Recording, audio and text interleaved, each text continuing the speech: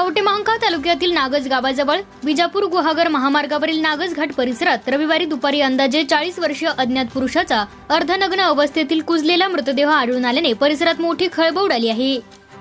मृतदेहाची अवस्था संशयास्पद असल्याने हा अपघात, घातपात की खून याबाबत विविध तर्कवितर्कांना उधाण आले असून कवठे महांकाळ पोलिसांनी या घटनेचा सर्व बाजूंनी तपास सुरू केला आहे।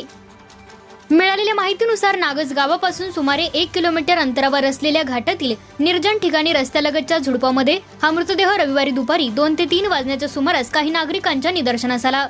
त्यांनी याबाबत तातडीने कवठे महांकाळ पोलिसांना माहिती दिली। घटनेची माहिती मिळताच पोलीस निरीक्षक प्रवीण कुमार कांबळे यांनी सहकाऱ्यांसह घटनास्थळी धाव घेतली।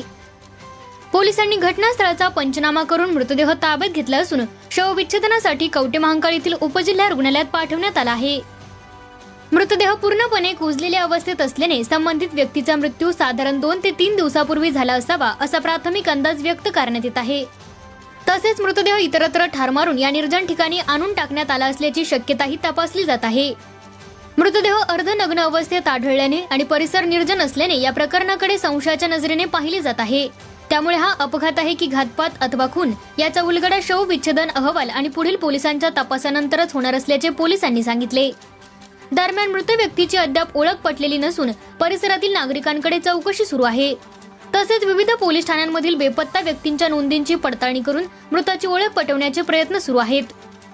या घटनेमुळे नागज घाट परिसरात काही काळ नागरिकांची मोठी गर्दी झाली होती। मृत्यूमागील नेमके कारण शोधण्यासाठी पोलिसांकडून घटनास्थळावरील परिस्थितीजन्य पुरावे, तांत्रिक बाबी तसेच इतर सर्व शक्यतांची कसून पडताळणी केली जात असून कवठे महांकाळ पोलीस या प्रकरणाचा सर्व अंगांनी सखोल तपास करीत आहेत।